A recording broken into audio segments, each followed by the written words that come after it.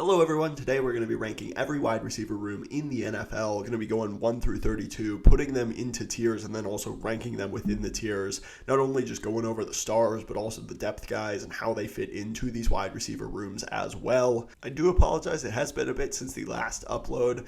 I have bronchitis at the moment as well, so just been getting over that, getting healthy, but ready to churn out some off-season content as training camps start to, get started. Football's right around the corner, so let's go ahead and dive into this video. Gonna be starting with the Buffalo Bills here, and they have some good pieces. They have Khalil Shakir, Josh Palmer, Keon Coleman. I don't think it's a great room, but I would say that it is a room that needs to prove it. Shakir is a solid player. He absolutely, I think, showed an ability to be a solid wide receiver 2 caliber player. Keon Coleman had a kind of up and down rookie season. Josh Palmer is a fine number 3. You also have Curtis Samuel, Elijah Moore, Laviska Shenault. The depth isn't anything special. I think Josh Allen can certainly make do with this room of playmakers, but it's not exactly the most explosive unit. I do like Khalil Shakir, but as your number 1 wide receiver, it's definitely not the most impressive. These wide receiver rooms are loaded across the NFL, so, it's solid, but probably a room that needs to prove it. That really comes down to Keon Coleman taking that next step. He was a second-round pick in 2024, definitely hoping that they can get some more out of him this upcoming year. Next up, the Miami Dolphins. In previous lists, this Dolphins team absolutely would have been in that elite unit, Tyreek Hill, and of course Jalen Waddle as well, but they just didn't necessarily look like the same duo last year. Tyreek Hill just took a little bit of a dip in his production. Obviously, Tua being out some certainly hurt his numbers, but Jalen Waddle was injured and didn't look quite as explosive and quite as good as he has in the past. You have Malik Washington. Nick Westbrook-Ikine, I think, was a really nice addition. He's somebody that I do think boosts this wide receiver room a little bit. I still think you have to put them in the amazing units tier, but to me, to be in that elite tier, you have to have guys who are proven, who are consistent, stay healthy, they're dominant. I think Tyreek Hill is still a really good number 1 wide receiver, but he's not in that top 5 group of guys like he was for a long time. And Jalen Waddle went from being maybe the best number 2 wide receiver in football to still a really good player, but maybe not that absolutely elite number 2. So I think that's just what pushes the Dolphins down 1 tier. Like I said, Nick Westbrook-Ikine, I think, is a really solid wide receiver 3. You have Malik Washington, Taj Washington, both rookies from last season going into their second year. So not ridiculous depth across the board either, but overall still a very good unit. The Patriots up next. I'm going to put them in this I have concerns tier. And there are some things to like. You have Stephon Diggs, and hopefully he's able to keep his head on straight, that he is able to avoid injury, because he wasn't having an amazing season in Houston last year, but he still looked pretty good, and he's the best wide receiver on this team by a mile. You also have Demario Douglas. He's just really small, kind of more of that gadget guy. He's explosive, but he's not going to be a true outside wide receiver by any means. And then you're relying on a guy like Kyle Williams to come in as a 3rd-round pick, who was an explosive guy at Washington State, could take the top off of defense. But you're relying on him to, step in and be a big target for Drake May immediately. You have Kayshon Boutte. Jalen Polk was a really disappointing rookie last year as their 2nd-round pick. Javon Baker, 4th-round pick last year, didn't touch the field. You have Mac Hollins, who you brought in from Buffalo, who I think is a decent big body type contested catch weapon. So there's some pieces here, but I definitely think you have to prove a lot. Kyle Williams, Jalen Polk, Javon Baker, those guys need to prove it. And then you don't have a ton of really exciting pieces outside of that. Diggs is the one hope you have, but I definitely think he's probably on the downturn of his career, dealt with injuries. It's just not the best wide receiver room. It's an improvement over what Drake May had last year, but I do certainly still have concerns about this room. Next up, we have the New York Jets. I am also going to put them in this I have concerns, but I am going to put them above the Patriots because I really do believe in Garrett Wilson. I think he is a really good number 1 wide receiver. I think he's dealt with really poor quarterback play throughout his career so far on the Jets. Not sure that's getting significantly better with Justin Fields, but one thing with Justin Fields is, first of all, he was college teammates with Garrett Wilson, so that helps. But also, Justin Fields peppers his number 1 wide receiver with targets. And that's pretty much the only guy the Jets have in this wide receiver room on this roster. So I think Garrett Wilson's in for a big year. Outside of that, you have Josh Reynolds, who you bring over from Jacksonville, Allen Lazard, who I don't think is a starting caliber receiver other than being a blocker. Brought in Arian Smith in the 4th round. He's really explosive. He just can't catch the ball, so he'll need to learn how to do that. It's an important skill for a wide receiver. Malachi Corley, kind of more of that gadget-type player. He was built like a running back coming out of Western Kentucky, so I definitely think he has an adjustment period, but maybe the Jets can get some more out of him. I definitely have concerns. It's Garrett Wilson and not a lot else, but I do really believe in Garrett Wilson, so that's going to keep them from being at that bottom of the barrel tier. Next up, we have the Baltimore Ravens. This is going to go in the good tier. I think they have a really solid trio of wide receivers. You have Zay Flowers, who's your best wide receiver. He's explosive. He can win at all 3 levels of the field. He's not that true dominant number 1 guy, but he's a guy that you can absolutely have as your number 1 wide receiver and have a very explosive offense, as the Ravens proved. Rashad Bateman is a perfectly fine, other wide receiver there. I think that he is just fine, kind of possession wide receiver, get open. He's not dominant. He's definitely probably not lived up to that first round billing that the Ravens drafted him with, but he's a solid number 2, number 3 wide receiver. And then you have DeAndre Hopkins, who, yes, he's kind of at the twilight of his career, but he can absolutely still go win tough contested catches down the field. He's still a pretty good player. So that is a really solid trio. You have Tylan Wallace, you have Devontae Walker, you drafted in the 4th round out of UNC last year. A lot of people liked LaJohntay Webster, who you drafted out of Colorado this year. You've got some depth there that's interesting, and you've got a really solid trio of starters. It's not special, but it is a good room, and I think it's absolutely enough to get the job done for the Ravens. So, going to go in that good tier there for now. Next up, we have the Cincinnati Bengals. I think they deserve to go into that elite tier. You have Jamar Chase, who won the Triple Crown last year, which was insanely impressive. He was just a dominant player. He is the best wide receiver in the NFL. After the catch, he's such a great contested catch weapon. Really, any throw he can take to the house. He's so fast. He's just so dominant in the air as well. He's a really good route runner. T. Higgins, when he is healthy, is, I think, the best number 2 in the NFL. He's so good at going up on those contested catches, but what he doesn't get enough credit for is running routes and being able to separate. He has really strong hands, catches the ball away from his body. He is an excellent number 2. He would be the number 1 on most teams in the NFL.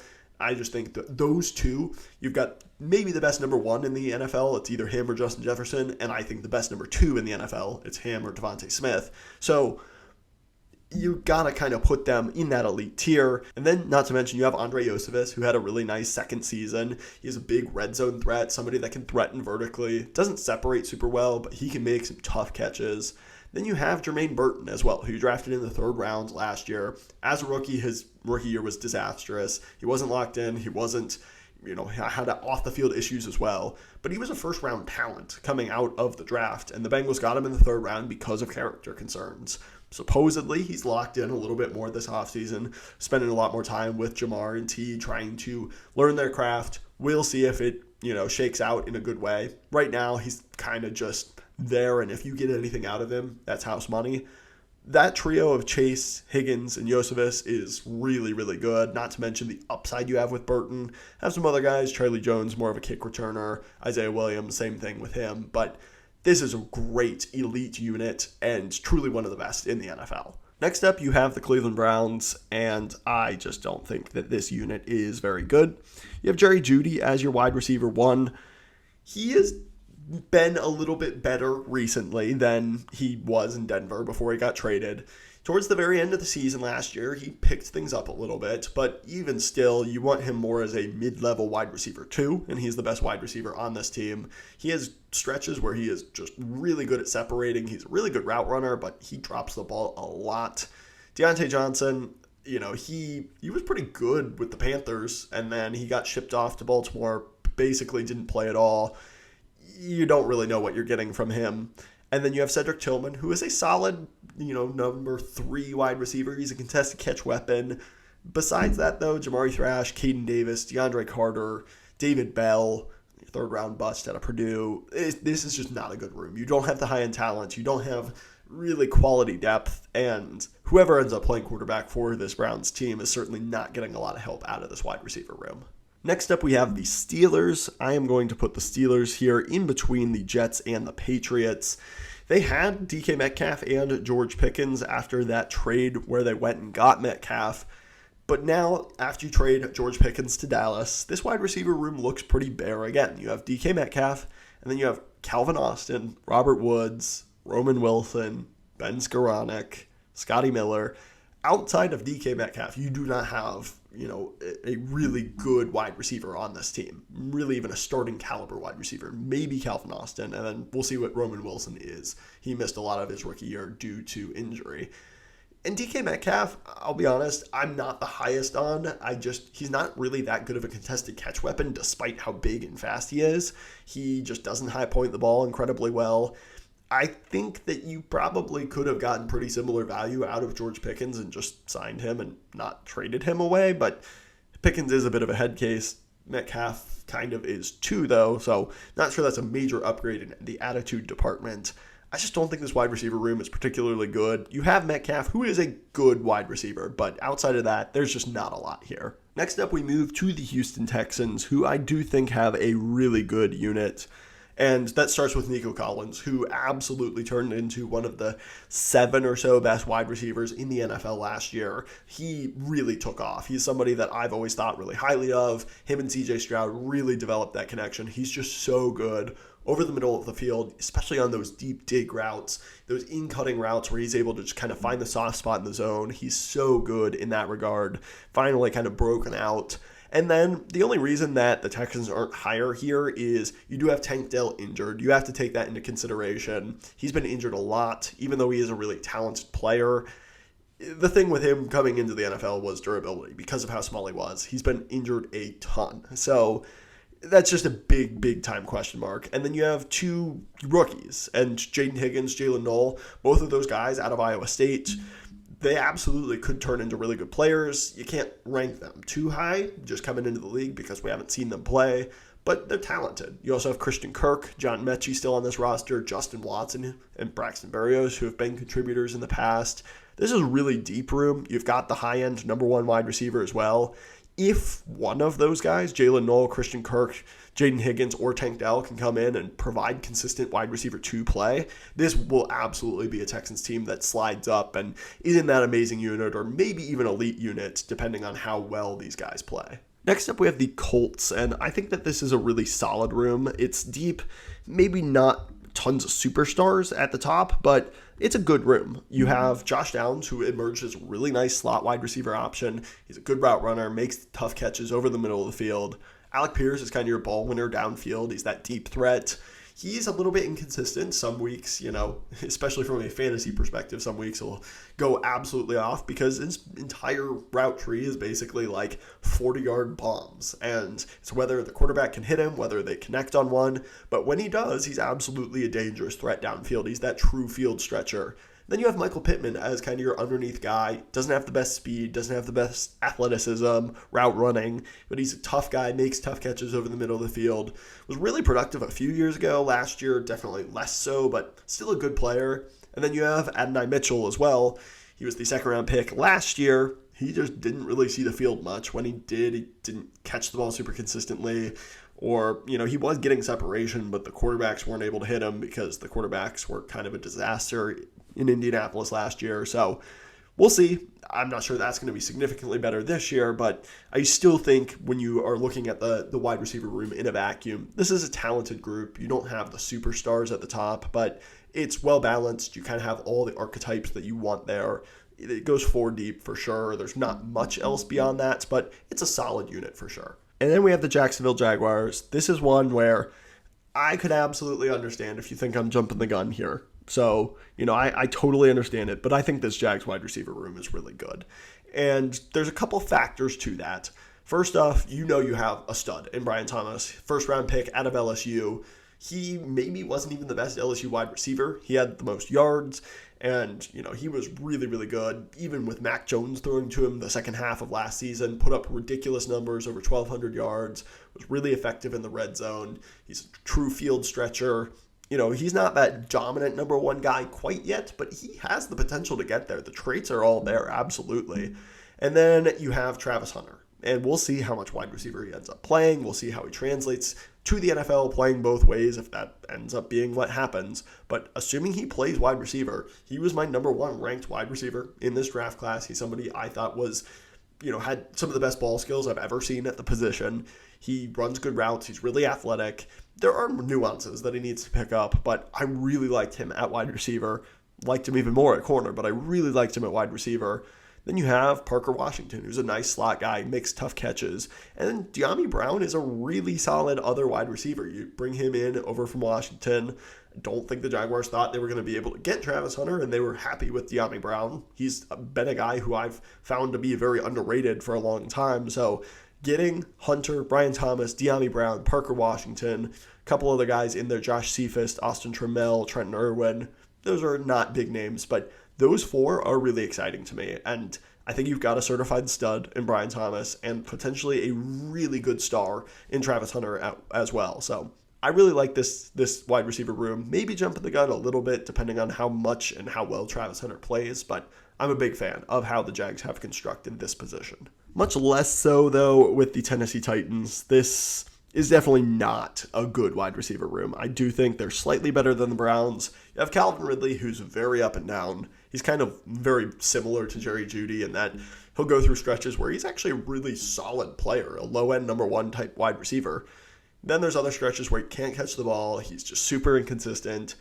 He's bounced around a little bit over the past couple of years. I wouldn't say he's a super consistent guy, and definitely not the guy you want being your number one, but he's okay. You bring in Tyler Lockett, who I don't think has a whole lot left in the tank. Van Jefferson. I do like some of the rookie additions they made, though. Chimere Dike, drafted in the 4th round. Alec Ayomanor, I was really high on. You get him in the 4th round. And Xavier Restrepo was a steal as an undrafted free agent. Yet the 40 time was horrible, but he doesn't run that slow in games. And you already have the built-in chemistry with your first overall pick in Cam Ward. So I think there's potential for this to get a lot better, which the Browns don't necessarily have as much. It's not a good room. It's definitely one of the worst in the NFL. You don't have that high-end guy, but there is some hope that you can get some contributions out of some of these other guys on the depth chart. Next up, we have the Denver Broncos. This is not a great room by any means, but I think Courtland Sutton is kind of an established low-end wide receiver number one. He definitely dropped the ball a lot more than you'd want to see last year, but he was force-fed the ball a lot, made some really tough contested catches. He was pretty dominant for the most part when the Bo Nix and the Broncos looked his way. Marvin Mims definitely didn't have the greatest start to last year, but he really picked it up, was able to turn things on, had that amazing catch against the Bengals to send the game to overtime. Devon Bailey is a solid another option. Pat Bryant out of Illinois in the 3rd round, good ball-winning type guy. You have Trent Sherfield, and then Troy Franklin, who definitely had a disappointing rookie season, but there is talent in there. A.T. Perry also hanging around as well. I like A.T. Perry for what it's worth. So this is a relatively deep room. You don't have the super high-end talent. If Marvin Mims can kind of take that next step that he maybe showed towards the end of last season, I think that this could be a solid room. For now, I'm going to put it in have to prove it. I don't think there's a lot of kind of question on how good this room is besides Marvin Mims, but I think that in year 2 with Bo Nix, this could be a productive enough group. I don't think it's quite as good as those teams above them in that good tier, but I think as a whole, it's a more complete, more talented room than some of those teams in the eye of concerns tier. Next up, we have the Kansas City Chiefs. This is an interesting room to rank for sure. I'm going to put them in the good tier in between these two teams. I think with the Chiefs, Xavier Worthy had a solid rookie season. He's definitely a guy who doesn't have the biggest kind of catch radius, but he can struggle with drops at times, but he has explosive speed, and he showed that. That did absolutely translate. Hollywood Brown's a solid another option. Rashee Rice he just got sentenced today. He's going to have to spend some time in jail. He's probably going to get some kind of sentencing with the NFL, so he's probably going to be suspended for some amount of time, but he's a good player when he's healthy and not suspended.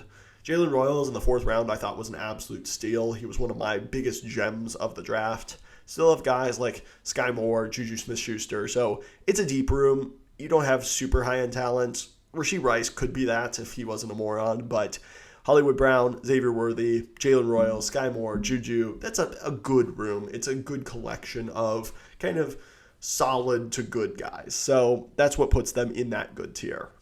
Then at number 30, we are going to go with the Raiders in that bottom of the barrel tier as well. We're going to put them slightly above the Titans because I think Jacoby Myers has honestly been really consistent. He's definitely not a guy you want being your wide receiver one, but He's a solid player, can get open consistently. He's pretty tough over the middle of the field. Then besides that, there's not much at all. You have Trey Tucker, who's kind of a speedster. He can make some plays here and there. And then it's just a bunch of rookies and unproven guys. You have Dante Thornton, who drafted in the 4th round. Jack Besh, who I really did like in the 2nd round. I think he'll be a starter for this team. He's a tough guy, makes tough catches. You've got Tommy Malone, he was a quarterback in college, moving over to wide receiver. We'll see how that goes. Colin Johnson. There's not a lot here. It's not a good unit. Jacoby Myers is consistent, and you have upside from some of the rookies, but it's not a very good wide receiver room for sure. And then we have the LA Chargers. Look, Ladd McConkey's awesome, but this room outside of him stinks. It really does. I think I'll put him above the Patriots because McConkey was awesome as a rookie. Over the middle of the field, just going up, making plays all over. He was really, really dynamic. But outside of that, Quinn Johnston, a bust in the 1st round. I mean, he was better last year, but still not good at all. Trey Harris was a guy that I was definitely lower on. They drafted him in the 2nd round. Outside of that, you've got Jalen Reagor, Darius Davis, Condre Lambert-Smith, another rookie in the 5th round. This is not a good group at all. So you have Ladd McConkey and pretty much unproven nothing else, and draft busts and Johnston and Reagor. So it's not a good room, but I definitely have concerns. It's kept afloat, though, that Ladd McConkey is a certified stud. Next up, we have the Dallas Cowboys moving into the NFC. You have CeeDee Lamb, who's one of the best wide receivers in the NFL. I would say he's a top 5 wide receiver in the league right now. And so, that automatically puts you pretty high up on this list. Trading for George Pickens as your number 2, I mean, he absolutely is kind of a head case, and there's that part of it. So we'll see how he fits into the team. But talent-wise, as a wide receiver number 2, that's a really good addition. You have Jalen Tolbert. Not much else beyond that. You've got Jonathan Mingo in a trade that was not a good trade for them. Kevontae Turpin, Jalen Brooks, Paris Campbell. It's not good besides really CeeDee Lamb, George Pickens, and maybe Jalen Tolbert. But those guys are enough to propel this into an amazing unit. And it is really one of the best units in the league when you consider CeeDee Lamb as one of the best wide receivers in the NFL. And from a talent perspective, George Pickens is one of the best number 2s in the league as well. So that does put them at an amazing unit. I do think they are a really talented group. Next up, we have the New York Giants. And this is one that they definitely have to prove it. But I am really optimistic about this group.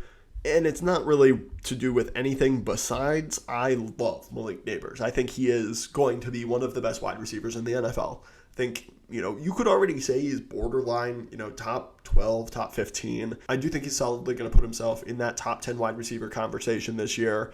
I think he looked so good as a rookie with nobody throwing the ball, which to be fair is not probably going to improve a whole lot this offseason, but these LSU wide receivers are just built different, man. You also have Darius Slayton, who is a solid deep threat. He's somebody that I do think can take advantage of some of those deep balls, especially if Russell Wilson's starting, going up and catching those moon balls. I think Slayton has, ability to do that. You also have Jalen Hyatt in that role. He hasn't been super good. Wan'Dale Robinson is your slot. Definitely overdrafted as a 2nd-round pick, but he is somebody who is a fine starter. You have Zach Pascal, Amir Smith-Marset, solid player. There's not a whole lot in this room, and I think Slayton's he's probably more suited to be a number 3, but he's a starting caliber player. Wan'Dale Robinson kind of is, and then Malik Neighbors is an absolute stud. So if he turns into that player, which I think he already kind of has, and anyone else on this roster can step up a bit, I think this Giants wide receiver core is going to be pretty good next season. Then the Philadelphia Eagles up next. They are going to go into this elite tier for sure. You have A.J. Brown, who's a top 3 wide receiver in the NFL. To me, he is the 3rd best. You have Devontae Smith, who I think is the 2nd best number 2 wide receiver in the NFL. Traded for Jahan Dotson. You have Terrace Marshall, Johnny Wilson, Anais Smith. There's not a ton there, but you can get contributions out of some of those guys. I think that the Bengals do slightly edge them because I think Jamar is slightly better than A.J. Brown, and I think T is slightly better than Devontae Smith. and I like their depth a little bit better. But this is one of the best units in the NFL, undoubtedly. A.J. Brown's elite. Devontae Smith is one of the best number 2s in the league, would be a number 1 for most teams in the NFL. Very similar to what we said about the Bengals. The Eagles are pretty much exactly that. And they are absolutely an elite wide receiver unit. Then next up we have the Commanders. I'm going to put them at the very top of good. Terry McLaurin's awesome. Definitely kind of had a little bit of a breakout season for him. His first year having good quarterback play for the first time in his entire career. And then I am just kind of out on the Deebo Samuel train. He is somebody who I just think has taken too much of a beating over the course of his career. I'd love for him to prove me wrong, love for him to have a really, good productive season. I just don't see him being this really good dynamic weapon like he was in San Francisco. I think he's talented, but he looks less athletic. He gets injured relatively often. I just don't quite see it with him being really even anything more than a gadget type player at this point. Maybe that's a little harsh, but I just don't see him as this really, really good, dominant number 2 wide receiver like many people might, which would push this Commanders ranking higher. Noah Brown is fine as a number wide receiver 3 or 4. You have Jalen Lane, Luke McCaffrey, Chris Moore, Michael Gallup. It's a fine group. I think Terry McLaurin is awesome. And then if Deebo proves me wrong, this will definitely be a team that ranks higher in this, in the middle of the season, say. But I just don't think you have a ton besides Terry in this room if Deebo doesn't work out, which I personally just am not necessarily expecting him to. Next up, we have the Chicago Bears, and this Bears team is really solid. I think it's very underrated how good their wide receiver room is. You have DJ Moore, who, even though, things kind of went off the rails a bit towards the end of last season, I feel like he wasn't given 100% with just the mess of this coaching staff. He is still a really good number 1 wide receiver. He's great after the catch. He can win at all 3 levels of the field. He's a really talented player. Rome Odunze, he didn't have Malik Neighbors, Brian Thomas caliber of rookie season, but he also had, horrible coaching, and I think he was still pretty good. Won in tough contested catch situations. He wasn't dominant, but I think he was a talented guy, and he showed that. You also have Luther Burden, who drafted in the 2nd round. I think he was a first-round caliber player, another guy who's really good after the catch, somebody who can get open over the middle of the field, be kind of some of that gadgety type player. You also have Tyler Scott, who's a bit of a burner. Devin Duvernay's a great punt returner. Olamide Zaccheaus, who you bring in from Washington, solid number 3 or 4 wide receiver as well. So I think this room is relatively deep, and you also have high-end talent at the top as well. DJ Moore, Odunze, Luther Burden. Those are really exciting guys who really hope can help take this Bears offense off and allow Caleb Williams to have a really nice season this upcoming year. Next up, we have the Lions. I'm going to put them here at the very top of amazing units. Amon-Ra St. Brown, he plays like no other wide receiver at the top of this list. He's just that slot monster. He's not the biggest guy. He's not the most, physical or dominant. He's not the most athletic, but he just gets open so easily over the middle of the field. He's so reliable there. It's 3rd down. It's just going to Amon-Ra every single time. And it works pretty much every single time because he's that good. Jameson Williams is so explosive, getting him the ball deep downfield on reverse design touches. He's developed quite a bit, I think, over the past couple seasons and has turned into a really nice playmaker. You also have Tim Patrick, Khalif Raymond, another guy who I'm really excited about, Isaac Tesla out of Arkansas. I thought I was really high on him by having a 3rd round grade on him. The Lions agreed, took him in the 3rd round and traded up to do so. So they obviously have high hopes for him. I think he's an explosive, playmaker that they could really take advantage of. So I think this is a deep unit. You've got the high-end talent at the top. This is definitely a very good unit. Next up, you have the Packers, who just have a million wide receivers on their roster and are kind of hoping that any of them can catch the ball this year because that was such a problem for them last year.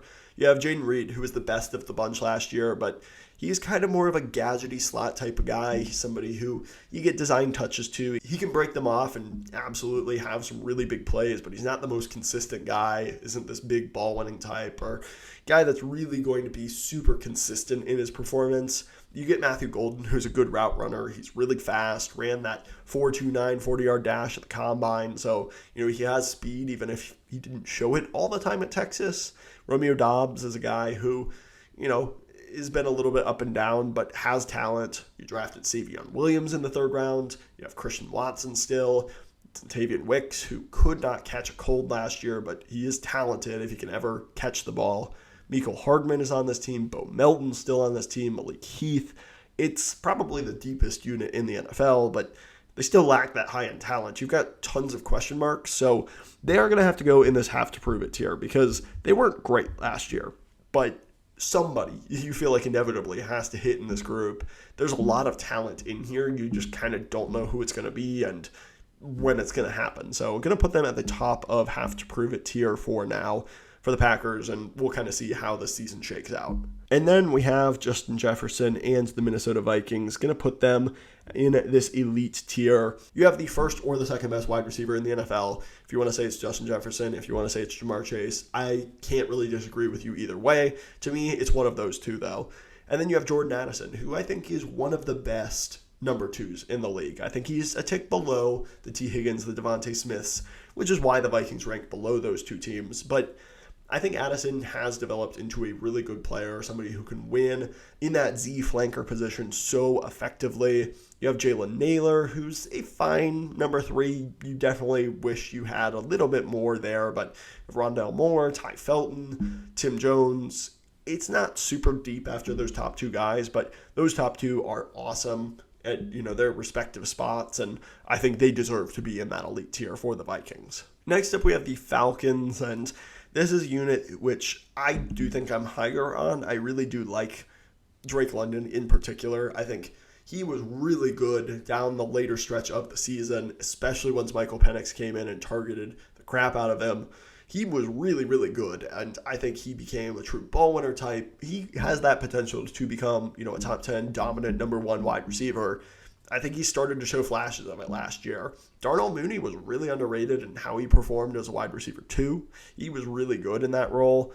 Then you have a couple other dudes, Ray McLeod, Jamal Agnew, Kadarius Hodge, Casey Washington. It's not great after those top 2 guys, but London and Mooney is a really, really nice number 1 and number 2. And so I think it might be higher on it than most, but I'm going to put them in this really good tier. I just really, really like those top 2 guys, in particular Drake London, and I think Mooney's really underrated as well. Then next up we have the Panthers, and going to put them in this have-to-prove-it tier. I think there's absolutely talent in this room. You've got Adam Thielen as kind of your reliable ball-winning type guy, your power slot. You have Zaylor Legette, who's a true field stretcher. He's got that, yards after catch type of build. He's athletic. He just needs to learn how to catch the ball.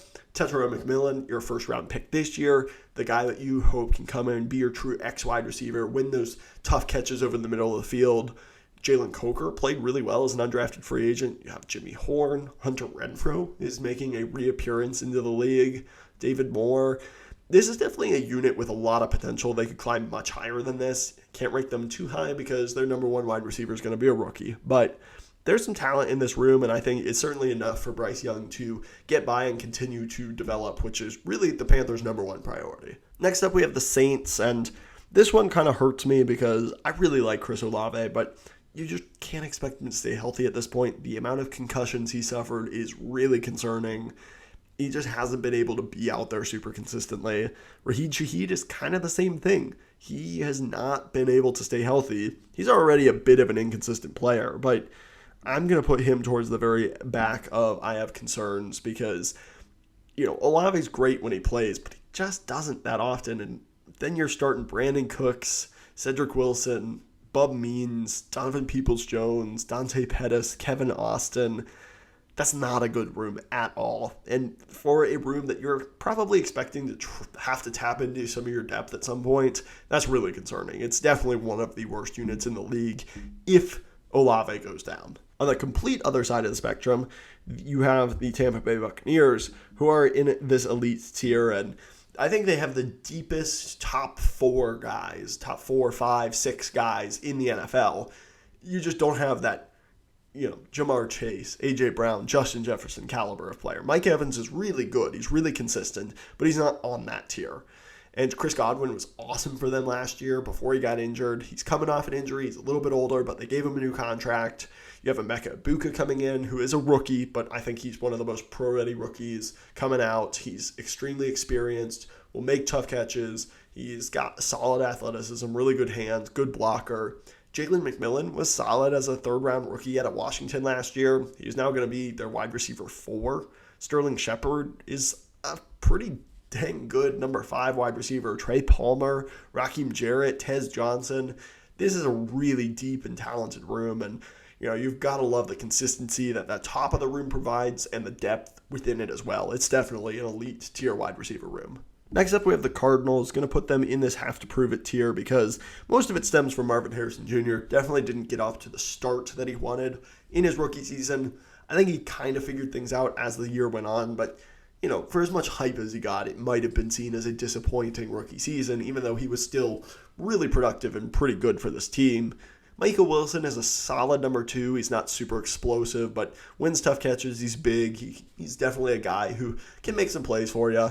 Zay Jones on this team, Xavier Weaver, Greg Dortch. There's not much depth besides those top guys, so you're really relying mostly on Marvin Harrison to become the player that you drafted him to be, and this can move up, but until that happens, it's a fine wide receiver room, but you certainly have to prove that this can be a real strength of this team. Next up, we have the Rams, and this is a team that, I do like the high-end talent, but there are question marks with it. So, we're going to put them in this amazing unit here at number 7 overall. And to start out, you have Puka Nacua, who is really, really good. As a rookie, came on. He got injured pretty early in the season, came back, and then was still back to being pretty productive. So you believe that Puka is kind of that stud, even though he doesn't create the most separation. Davante Adams is still a really good route runner, but definitely isn't the same dominant number 1 type wide receiver he was before. I think this is a good situation for him, though, where he can be kind of that number 1B or 1A, depending on the week, and he doesn't have to take on the majority of coverages, and he's not working on the dysfunctional Jets or Raiders, which helps as well. So you have those two, Tutu Atwell, and then there's not much else besides that. I think Puka and Davante Adams is a really fun duo. Then you have the 49ers, who I am going to say are in this good tier. I think that Brandon Ayuk, coming off an injury, he didn't look quite the same player before he got injured. So that's really the main hesitation with that. If he can get back to his form from a couple years ago, he was really, really good that season. He was playing like a top 10 wide receiver, and this would be a much higher ranking. Besides that, you have Juwan Jennings, who filled in admirably, but as your number 2 wide receiver, there's question marks with that. He's solid, but he's not dominant. And then Ricky Pearsall, your first-round rookie, wasn't super productive as a rookie. So, going into a sophomore year, can he take on more of that role? This is maybe a little bit low on the 49ers. I could certainly see the argument to push them a bit higher, but I think it's really a little bit of hesitation with Ayuk just because he wasn't playing as well before getting injured. Now he's coming off that injury. And then you don't have a ton besides that. Pearsall, unproven. Jennings, a good player, but a little bit capped in how good I think he can be. So I'm just not super duper high on this group, but I think if Ayuk gets back to form, they'll climb these rankings. And then we have the Seattle Seahawks, going to put them in this good tier. I really like Jackson Smith-Njigba. I think he's a really solid separator, has good hands, super reliable over the middle of the field. Cooper Kupp, he's definitely on the downward trajectory of his career, but he still can do some nice things when he's healthy. He's physical. He can go up, make some tough catches. I think he is pretty far removed from the player that won the Triple Crown a couple of years ago, but he's still a very useful player. You have MVS, who, still can't catch a thing, but he's a weapon when he does.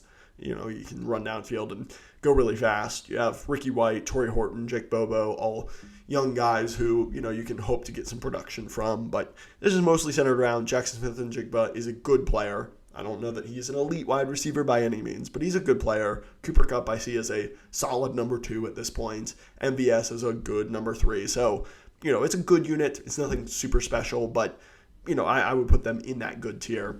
So that is my wide receiver rankings. Who do you think I have too high or too low? If you like this kind of video, please hit that like button. While you're down there, hit the subscribe button as well. Both of those are just free and easy ways to support the channel. I would truly, truly appreciate it. Thank you so much for watching. I will catch you in the next one.